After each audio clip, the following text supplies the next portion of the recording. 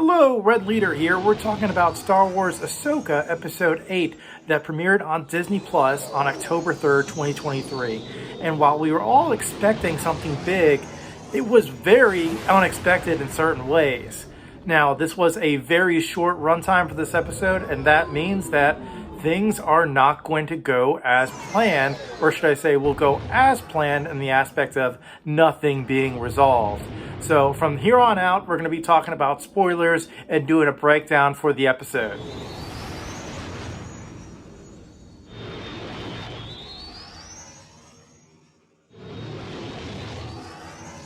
So as we all suspected, Thrawn returned to the main galaxy far, far away, that being the galaxy run by the New Republic. Unfortunately, Ahsoka and her team were unsuccessful in staving back Thrawn from returning to this universe. So because of that, this sets the stage for a combined universe of all the previous Disney Plus shows and upcoming shows to combine into a single movie event written, directed by creative mind Dave Filoni. So this is just literally a setup for that upcoming movie. Now, with that, we're going to go into a complete breakdown of all the events that happened in this episode. But I will say, first and foremost, that if you're the character of Sabine, you have to be feeling awful as to all the decisions you made poorly that led to this happening, with the clear loss of lives that are going to happen in this universe because of one person's poor decision-making for survival and the ability to reunite with their friend. So the episode began with Ezra regaining his lightsaber, or should I say assembling it with the help of Huyang, who's also lecturing him about some stories of his prior master, Kanan. Now, as we get further into the episode, Thrawn is ready to go. He's got his cargo all set up on the ship, which they show you what the cargo is, or at least hint at it at the end of the episode. Ahsoka, Sabine have this amazing idea to just rush into Thrawn's big castle and just kind of take it over, but go through the front door. Thrawn is going to go ahead and bombard Sabine, Ahsoka, and Ezra as they rush to the temple, to that big castle that Thrawn is kind of staging his exit plan.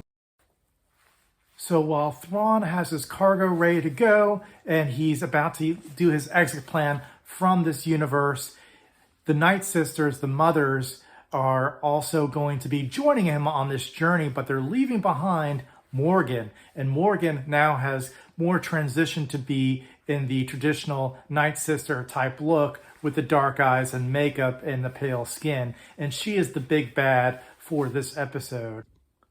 So there are zombie stormtroopers. These shadow troopers are now going against the trio of Jedi. And these stormtroopers, they can be taken down, but they just keep on coming back up, kind of enlivened by the dark magic of the Night Sisters. So you can keep on stabbing them with lightsabers, shooting them, but they're just going to rise up. Now, the issue that I had with that is it works just like regular zombies in that you have to cut off their head or incapacitate their brain for them to stop. And honestly, it's a little bit of a wonky concept in Star Wars because they're still kind of acting like stormtroopers, still taking orders or still kind of going off of radio contact, but yet there are certain periods where they're just groaning and moving slow and shambling like zombies. So they don't really have that figured out yet in terms of how the zombie concept is going to work in Star Wars, but they went there. So while the trio are storming the castle to get to Thrawn, the Night Sisters, the mothers, leave behind one of their own, and that's Morgan Elsbeth. So Morgan is the big bad of this episode, and she takes on Ahsoka in this big fight while the other stormtroopers are watching. All the while that Ahsoka is going against Morgan, you've got Sabine and Ezra trying to make a huge jump using the Force to the Star Destroyer as it's going off into its hyperdrive and going into space. Now, while Ezra is able to make the jump with the help of Sabine, Sabine makes finally a conscious choice and decides to stay and help Ahsoka win that battle and eventually get off the castle while it's being bombarded and, of course, collapses, so that Ahsoka and Sabine make it to their ship with Hu Yang and are chasing behind the Star Destroyer in close chase, while the Star Destroyer is about to go into its wormhole to the next galaxy. So Thrawn and a final neener over to Ahsoka gives a little message to say, close, but no cigar for you, while Thrawn decides to hit into hyper jump and go into the next galaxy, leaving Sabine, Ezra, Sabine and Ahsoka are left behind, whereas Ezra is still on the Star Destroyer. So it's a little bit silly. I'm sure this will make a lot of people mad. Is that it's a reverse of Rebels, the finale, and that you've got Thrawn and Ezra making it back, but Sabine and Ahsoka are left back in the other universe, alone with no way back, assumingly.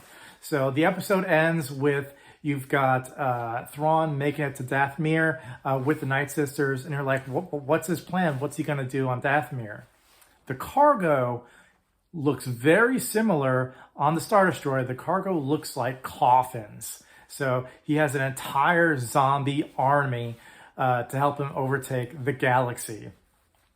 And all while this is going on, it appears that Ezra is able to make it back over to the Rebellion, to the New Republic, meet up with Hera and this kind of warm welcome.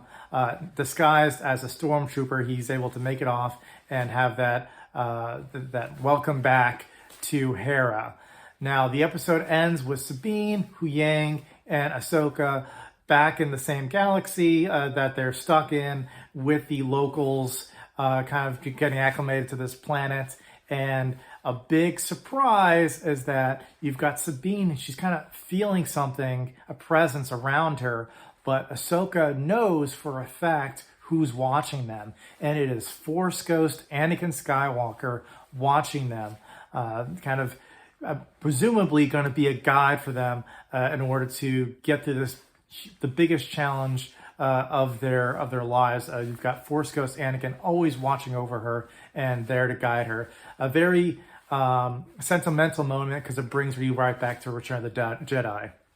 Now, otherwise, in terms of this finale, you've got Balin and Shin. Shin appears to be kind of joining some bandits that you saw in some of the previous episodes by herself. And then you've got Balin. Looking almost like at an eye of Sauron down in these mountains. He's looking for this dark power, this thing that is scaring off the Night Sisters. So he's on a journey to find what his mission is to end the galaxy. And unfortunately, I believe the actor's name is Ray Stevens, is no longer with us, having passed away before the show premiered. But Balin is alive at the end of this episode. So where does that leave them? Do they have to recast if they're to continue the storyline? Very interesting nonetheless, in terms of how they're going to pursue this storyline going forward in Ahsoka Season 2, whatever the next iteration will be. So again, guys, this episode had a very short runtime. You're going to expect that things are going to be ending in a cliffhanger. Plenty of loose threads are going to be left unresolved. And that's exactly what happened here. So I hope you guys like this breakdown. Please like and subscribe, and I will see you guys up in the skies.